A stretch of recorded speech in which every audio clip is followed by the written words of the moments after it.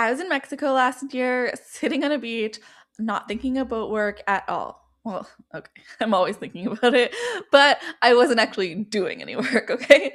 And all of a sudden, my phone went cha-ching. A sale came in, the product was already delivered, and the welcome email already went out. And that customer was already inside their course. I didn't have to do a single thing. That's what happens when your systems are built right. Hi, I'm Samantha. If you're new here, I help online business owners build the kind of systems that keep things moving even when they're not. And today I want to show you exactly how I build those systems because there's a big difference between having a bunch of tools and actually having a system, right? So I'm going to walk you through 3 core areas I build first and the thinking I use to build each one. So before we get into it, I want to say something that I think gets missed a lot. Now, most people build systems when things are going well and they want to scale, right?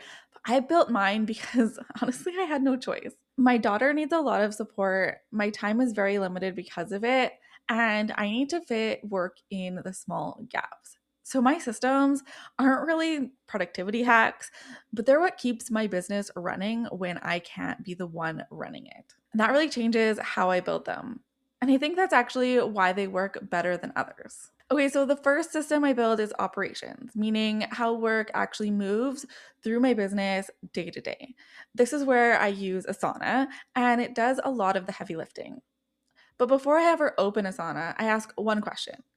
What does this process look like every single time it happens? So I film a YouTube video. What are all the steps? If I get a new client, what happens first, second, and third?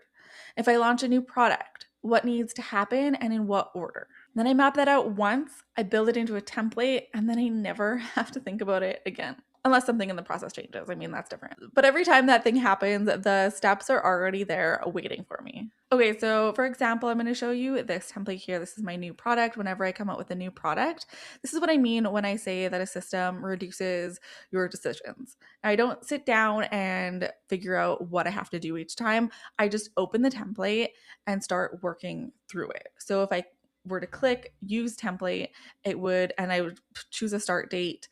It has all these relative due dates in here. It has all the assignees, so I know what I'm doing, what my VA is doing, and on what day.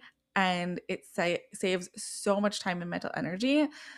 The key thing I look for when I build an operation system is, does this work on a hard day? Okay.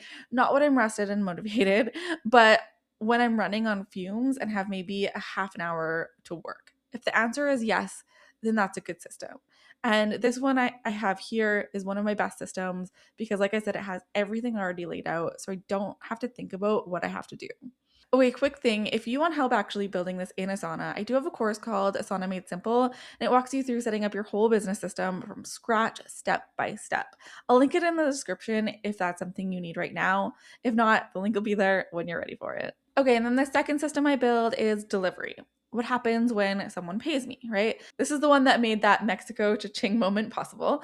So when someone buys one of my products, I do literally nothing in that moment. The payment processes, product gets delivered automatically, and MailerLite fires off a welcome email, all without me. I set that up once and it just runs.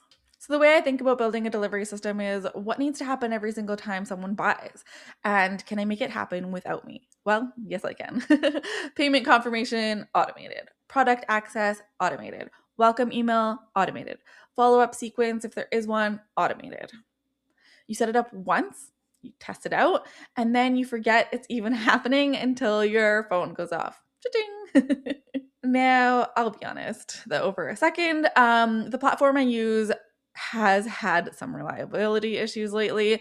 But here's the thing, because I have an actual system, I know exactly where to look when something goes wrong. I'm not guessing, and I'm currently on the hunt for a better platform. So stay tuned for that. It's a very unfortunate situation, and I'm very frustrated about it. But honestly, the feeling that all of this being automated gives me never gets old. If only it would work properly all of the time. But that's nothing to do with my system. It is the tool that I have chosen to use. Okay, so let's move on. The third system is content, and this one took me the longest to get right. The part of running a business that takes the most time isn't doing the work. It's all the stuff around the work. the planning, the writing, filming, editing, repurposing, posting. For a long time, I was rebuilding this from scratch every single week. And honestly, it was exhausting. The way I build a content system now is to start with the repeatable parts. So every YouTube video I make follows the same structure. Every content package includes the same assets.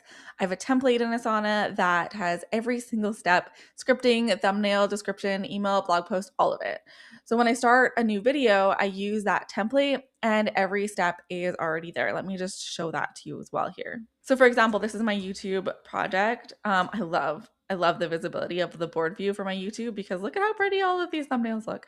Okay, anyway, so you'll see here if I click on the one that I'm currently doing here, which is this one, you'll see down here I have all of my steps laid out.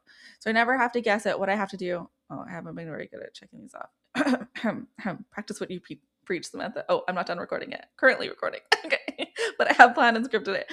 Okay. So, but they move through this pipeline. Sometimes I use the pipeline more than the checkboxes for the beginning stages.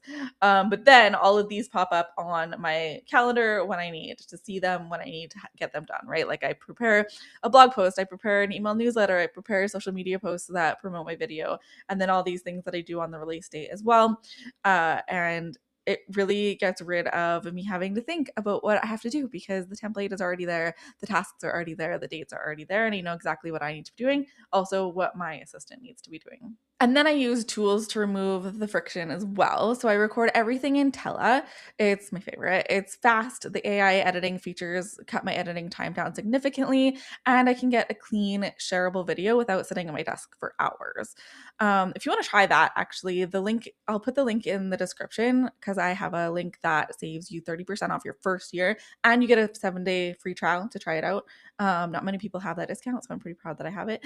I do earn a small commission off that. It is an affiliate link, but I never recommend anything that I don't recommend. Like that other tool that I was talking about before. It's completely removed from all of my recommendations, so you will never hear me talk about it ever again because it's not recommended anymore by me. Anyway, Patella, highly recommend. I'll put the link in the description if you want to try it out. You can try it for free. Okay, so the content system isn't about doing more. It's about making the things you already do take less mental energy every time. Now, having these 3 systems set up is one thing, but knowing what to actually put inside them is a whole other conversation. So if you want to see what a good business system actually looks like from the inside, then go watch this video next. That one goes deeper on the thinking behind all of this. So thank you so much for watching though. I hope this was helpful for you and I'll see you in the next video. Bye.